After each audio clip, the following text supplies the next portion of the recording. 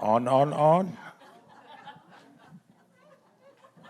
hold this, I'll use the pen. You hold that, I'm gonna close this other door.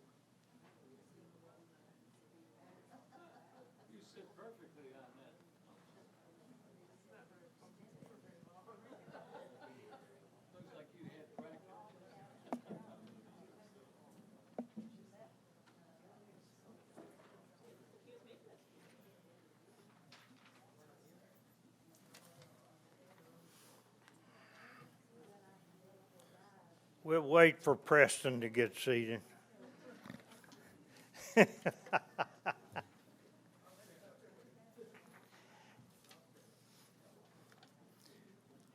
Welcome to the July Reflections program.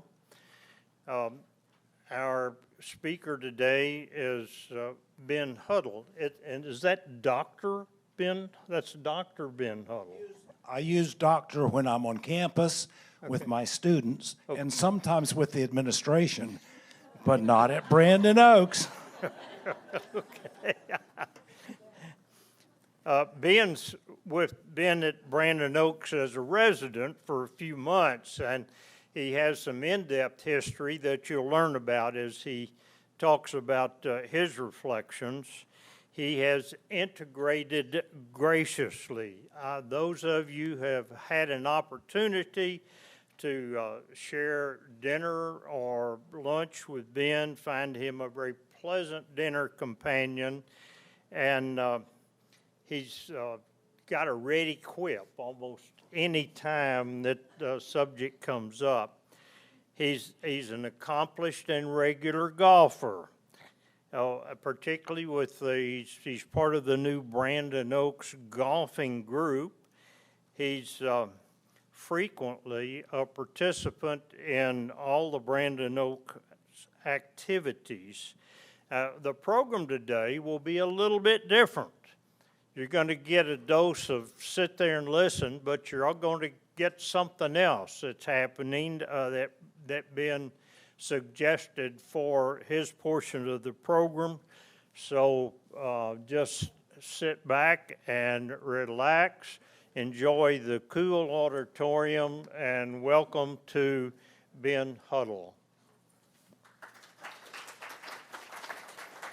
Thank you, Buster. Thank you, folks. I see some friendly faces in here. I think I recognize almost everybody here. I've only been here 3 months. Yeah, huh? I can recall most names. As Buster said, this is going to be a little different.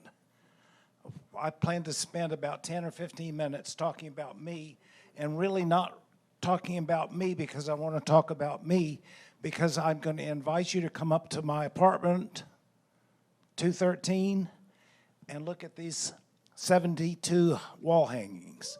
That's the agenda for the day. I hope it works. I hope we don't get bogged down. Speaking of which, I better move on.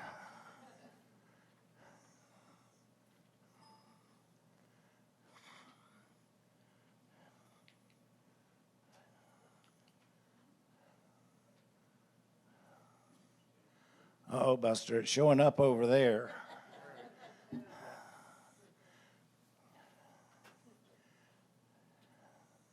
Don't you love technology?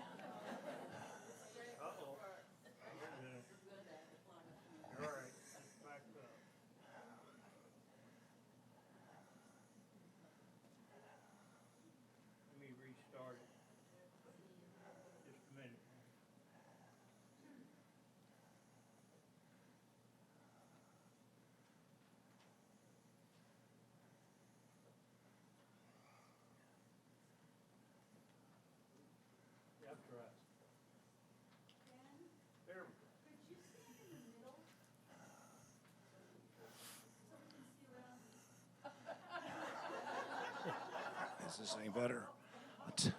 I'll move back and forth. I feel comfortable walking. And besides that, I haven't memorized this, so I need to see the screen.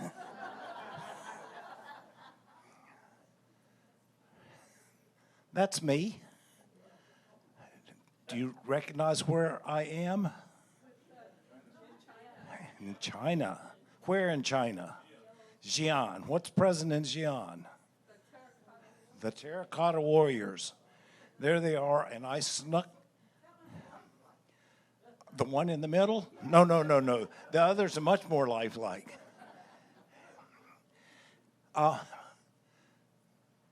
My purpose today is to get you upstairs and have you look at my wall hangings. I'm going to talk a little bit about me so that you'll understand better what's on those sheets, what's on those pages. And that'll help you appreciate a little bit more where the paintings, the artwork on the wall came from. I only did one of all the 72. I took a photograph of myself and my wife and my dog, and that's the only one I contributed to. All the rest of them we bought or were given to me. I've collected those most of my lifetime. Brief biography. I was born in Uttaramand, India. It's on my driver's license. And every time I get pulled over, the cop looks at it and says, "You don't look like you're Indian, boy."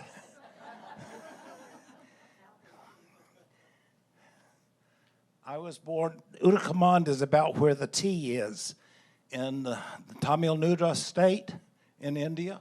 I lived there 2 years, and my parents left India because my father felt like he needed to serve in World War II, and we moved back to Virginia.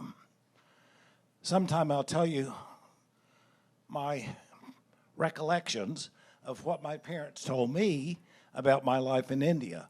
I don't remember any of it firsthand. I was 2 years old when I left. You recognize those folks? That's my mother and father, Paul and Martha. They moved, this was taken about when they moved to Brandon Oaks, do you remember that? I don't know when this was taken down, but I used to get a big kick out of that. 12.5 miles per hour speed limit. And I always thought this was a gentle way to remind us that you shouldn't be speeding around whatever that road around Brandon Oaks is called. Most of us have a favorite aunt or a favorite uncle. This was my favorite aunt. Her name was Elizabeth Huddle. It's my father's little sister. She was a missionary in Japan. She went by Lib all her life, except you probably know the Japanese can't pronounce the letter L. So they called her Rib. And so that's my Aunt Rib.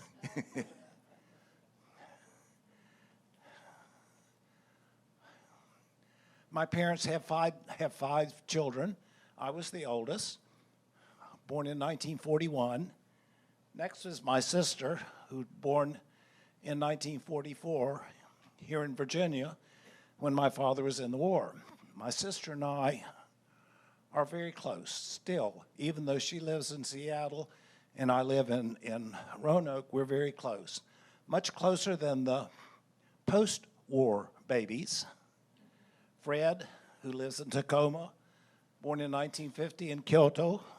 My brother Jim. Fred was a career officer in the Army. He was a spook, a spy. He lived with a suitcase under his bed. He never knew when he would get called to go to Iran or somewhere. My next brother, Jim, went to VMI. Notice he's 11 years younger than I am, and I was sort of a second father to him. When he went to VMI, he needed a car, so I bought a car, and the insurance was much cheaper in my name than it was in Jim's, so we bought the car. It was in my name, but he took it to Lexington and ran into a cop and didn't tell me. So I got a call about 11 o'clock at night. "Mr. Huddle?" "Yes." "We see you ran into a police car." No, what? We figured got it worked out. When Jim graduated from VMI, went to NC State, got a PhD in physics, and spent his whole career teaching physics at the Naval Academy. He's now retired and lives in Topsail Beach, North Carolina. The littlest brother, Ed, was born in Philadelphia in 1955. This date will come up again later, and you'll see why he was born in 1950, why he was born in Philadelphia. He went to University of Colorado, majored in philosophy. What do you do when you graduate with a degree in philosophy? You teach. He wasn't interested in teaching. He wanted to make money. So he and his buddy opened a roofing company. And this was just at the time when Denver, Colorado was booming. So they made a lot of money putting roofs on buildings. He ultimately sold out his half of the business to his partner, but still lives in Denver.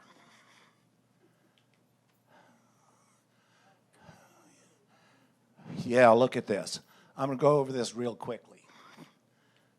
Born in Utica, lived in Mount Sidney during World War II, lived in Oak Park, a subdivision of Chicago, when my father went to language school, and in Oakland, California, when my father went to language school, and my mother went to language school in Oakland also. They moved to Kyoto, Japan for 6 years. And two of my brothers were born there. My father was a missionary. We had church in the back of our house, literally in the back of our house, until we had enough members that they built a church. My father built a church there in Kyoto. It's still in existence and doing well. My father was called to teach church history at the seminary, the Lutheran Seminary in Tokyo. In order to do that, you had to have a PhD. So he came back, 54, 55, went to Temple, and that's why I lived in Philadelphia for a year. Worst year of my life. I was an 8th grader in inner city Philadelphia school. One of my classmates got pregnant. I didn't even know how you did that.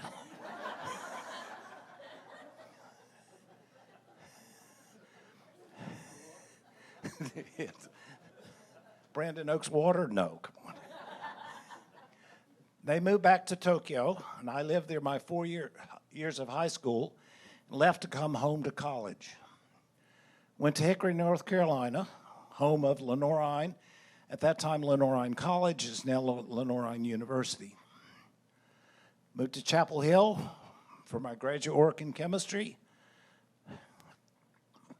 My oldest son was born, you'll see this in a second, while we were there. Moved to Salem, Virginia, lived there 54 years, until finally coming here, leaving Salem and moving to Roanoke, Virginia. In 1996, I was half of a faculty exchange. I went to our sister city, Wonju, Korea, and taught at their university there, Sanji University. And we had a chemistry faculty member from Sanji University come to Roanoke College. That's me. All those places there, living all over, I never had a place if somebody asked me, where are you from? What do I say? And I didn't want to foist that on my kids, so we intentionally lived here for a long, long time, so my boys could say, where are you from? I'm from Salem. And what do? They left.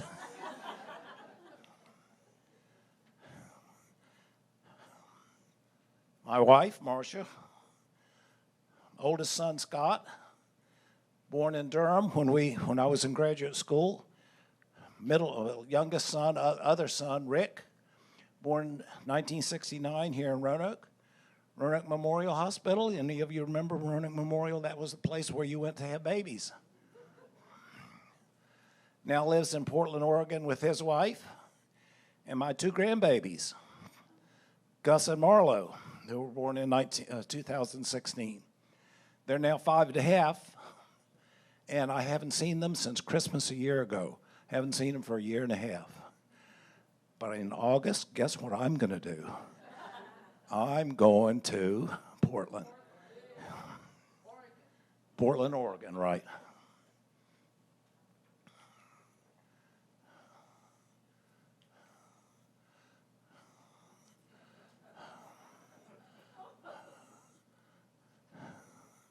Where the crawdads dead sink, does that mean anything to anybody? That's my wife and me.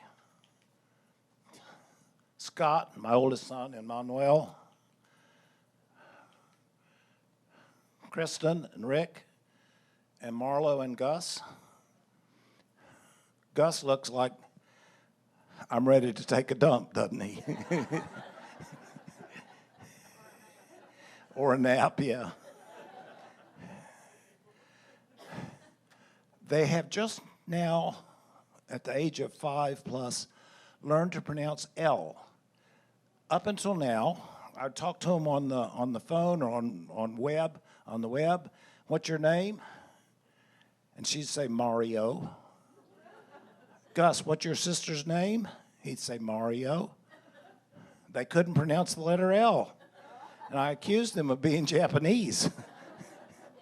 But I talked one time to a woman I played tennis with, who was the county specialist in learning disabilities and speech disabilities.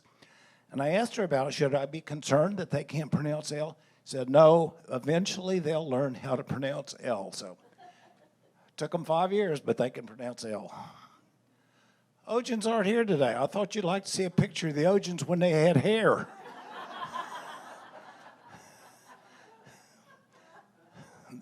This was our backyard, the deck on the back of our house, and I don't remember what the year of this was. Okay, that's me. So what I would like to do now is invite all of you to come up the second floor, the end of the hall, apartment 213. I'm going to hustle my way up there and open the front door, bring along your cheat sheet. And when you come in, go around clockwise. In each of the rooms, go around clockwise. And the things are numbered. My hangings are numbered. And this morning I went around with a piece of sticky tape and put it, not for every one of them, but about every 5 or 6, so you could figure out where you were.